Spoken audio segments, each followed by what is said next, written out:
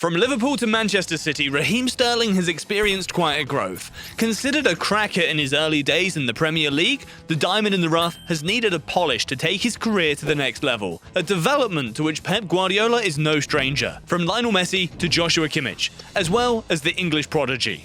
The Spanish coach has shown throughout his career that he knows how to help his youngsters make progress. But Raheem Sterling is a bit different, and Guardiola understands that.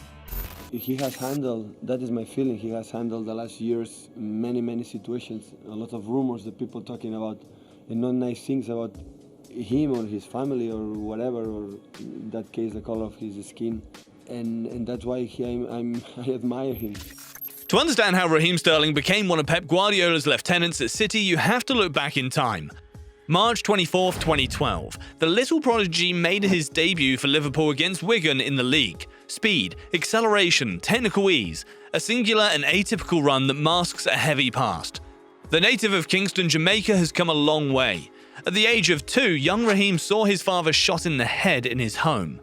3 years later, he abandoned everything and crossed the Atlantic with his sister and mother to find refuge in North London. There, it was difficult to know whether Sterling would turn out badly.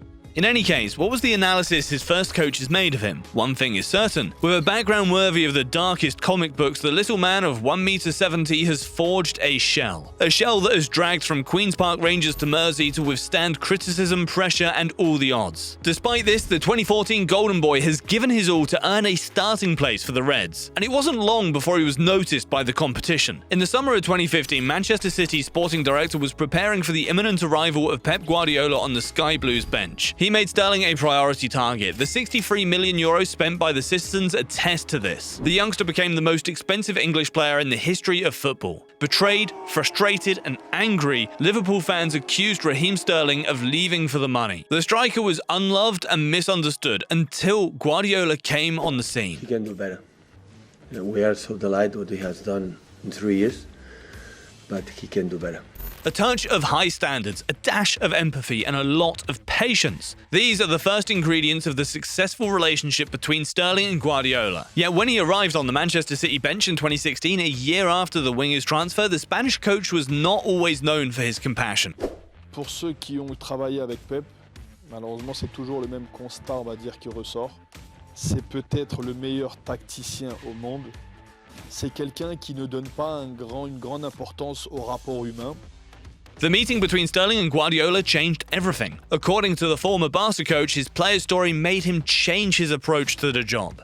For example, during Euro 2016, Pep would regularly contact his protege to encourage him when he was under fire. In short, how did the benefits of this relationship translate onto the pitch? Flashback to 2016-17, Pep's first year in England. With him, Sterling scored just 10 goals but delivered 20 assists in all competitions. These were the first signs of a real rise to prominence. Year after year, under the aegis of the Spanish coach, the Englishman set the record books alight. In comparison, after 3 seasons in Liverpool's first team, Sterling scored only 23 times and distilled 25 assists. All of that in a space of 123 games.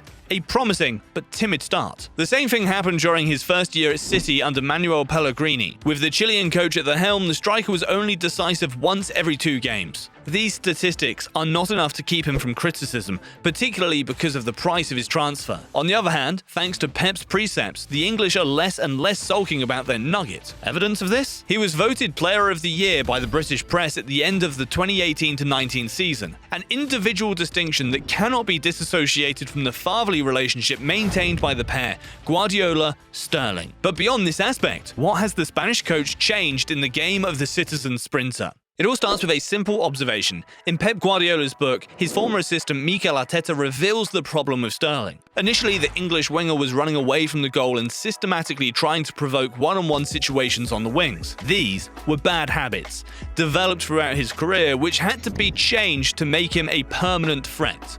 A killer constantly present in the 16 yards to close down Manchester City's actions. The solution? Move Sterling from the left to the right wing so that his first touch encourages him to play backwards. This allows the Englishman to create space via his strong point, his movement in the gaps and his ballless runs, a characteristic that Guardiola himself did not hesitate to rework. To achieve this, the former Barca star has drawn inspiration from old acquaintances. Romario for body lean and a certain Lionel Messi for acceleration. Assists that allow Sterling to shine on the citizen attack between 2016 and 2020. Just goes to show that Pep's obsession with the basics is far from futile. On the contrary, this obsession has allowed Sterling to become a respected striker for both club and country, despite his periods of doubt and irregularities. His flashes of brilliance and spontaneity, in short. Sterling's story will remain above all that of a kid who was saved by football. And what about you?